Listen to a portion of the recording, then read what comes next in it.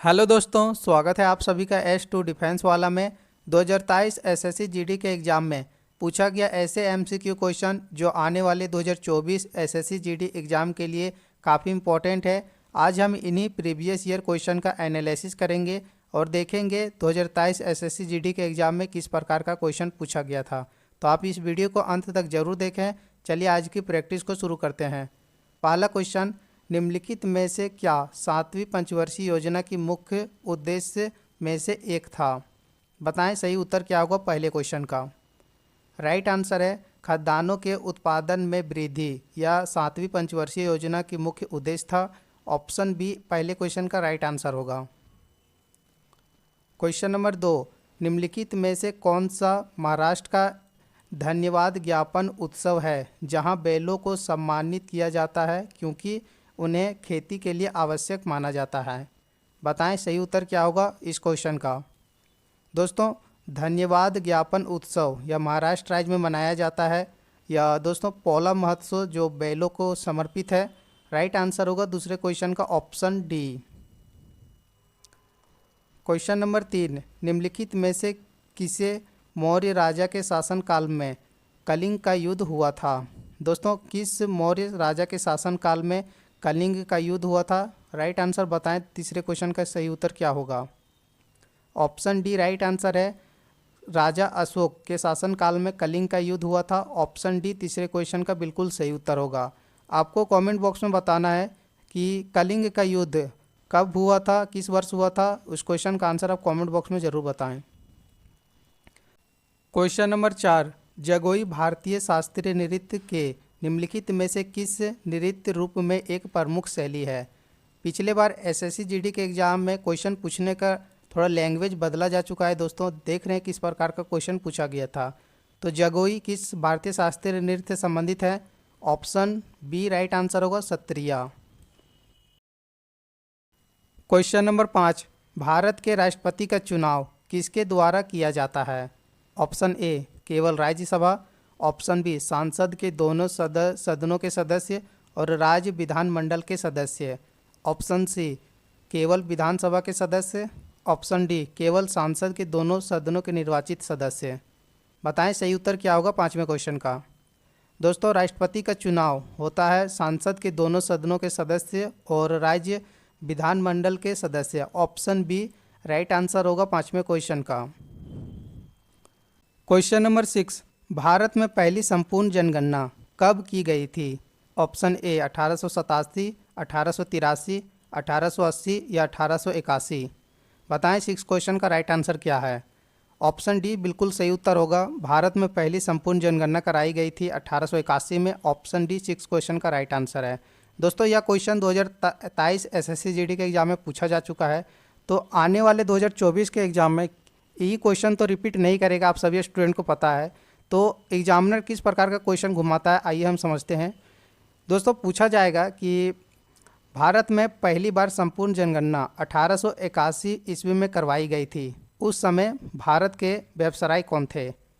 Examiner इस प्रकार का अभी रिसेंट के एग्जामों में क्वेश्चन घुमा रहा है। तो आपको याद रखना है 1881 में भारत में उस समय लॉर्ड रिपन के कार्यकाल में दोस्तों भारत में पहली संपूर्ण जनगणना हुई थी। आपको याद रखना है।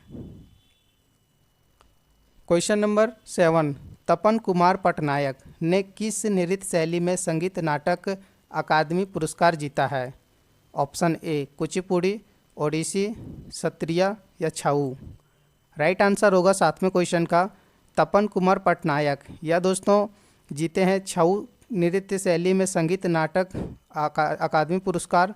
ऑप्शन डी 7वें क्वेश्चन का सही उत्तर होगा। क्वेश्चन नंबर 8, आपातकाल के दौरान किन मौलिक अधिकारों को निलंबित नहीं किया जा सकता है?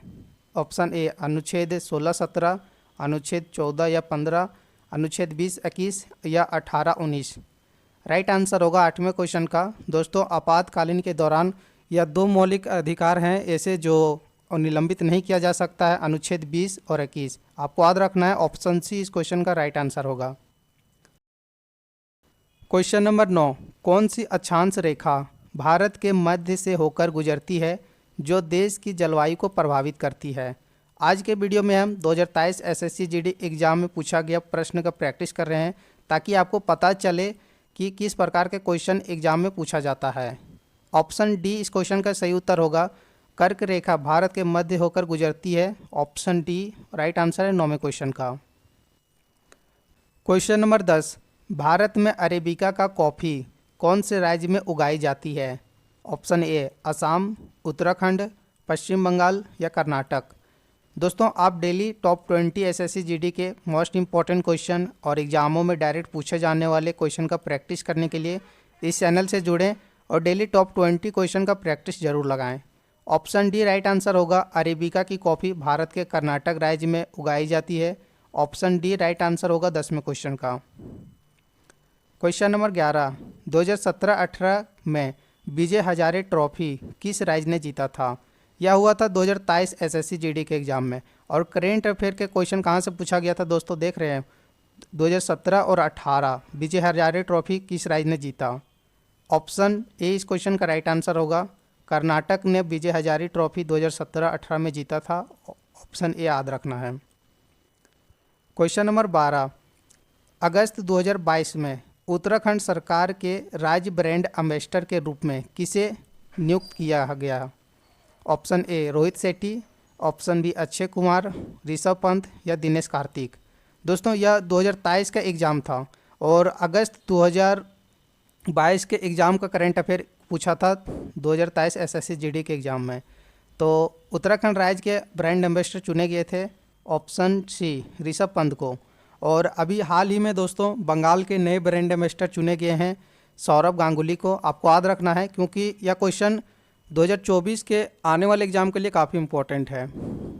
क्वेश्चन नंबर 13, किसे प्राचीन भारत का नेपोलियन कहा जाता है? Option A Chandragupta Maurya, option B Pushyamitra, Kanishka या Samudragupta. Option D right answer होगा। कहा जाता है समुद्रगुप्त को भारत का Napoleon. Right answer option D इस क्वेश्चन का सही उत्तर है।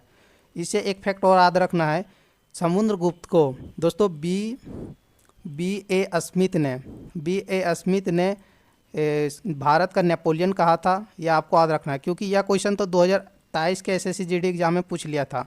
तो इससे अगर जुड़े एग्जाम में क्वेश्चन पूछा जाए तो बी ए स्मिथ ने समुद्रगुप्त को भारत का नेपोलियन कहा था, याद रखना है। क्वेश्चन नंबर 14, भारतीय संविधान में स्वतंत्रता का अधिकार किस अनुच्छेद में है?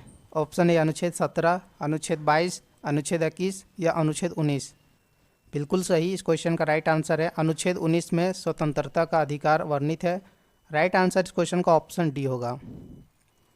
क्वेश्चन नंबर 15, किस शासकों ने खाजुराहो को अपना धार्मिक राजधानी स्थापित की थी?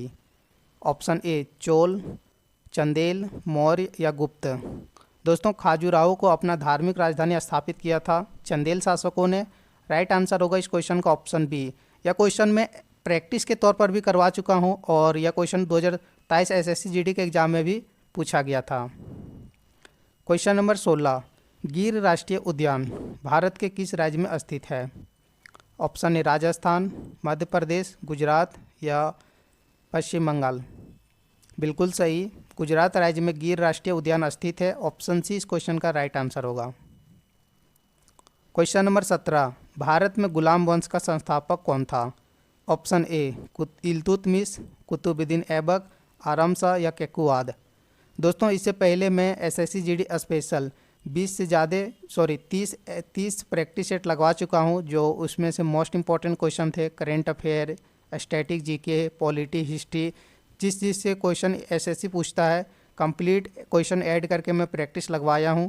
उस वीडियो का लिंक डिस्क्रिप्शन में, आप वहां से जाके कंप्लीट सभी को कवर जरूर कर लें। कुतुबुद्दीन ऐबक गुलाम वंश के संस्थापक थे। राइट आंसर होगा 17वें क्वेश्चन का ऑप्शन बी।